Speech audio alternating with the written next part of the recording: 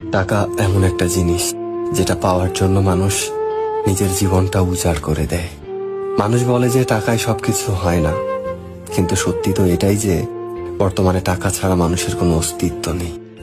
হাসপাতালের অসুস্থ মানুষটা জীবনে বাঁচা মরার সাথে লড়াই করে চলেছে, কিন্তু ডাক্তারের প্রথম কথা হলো যে আগে টাকা জমা করুন, তারপরে চিকিৎসা হবে।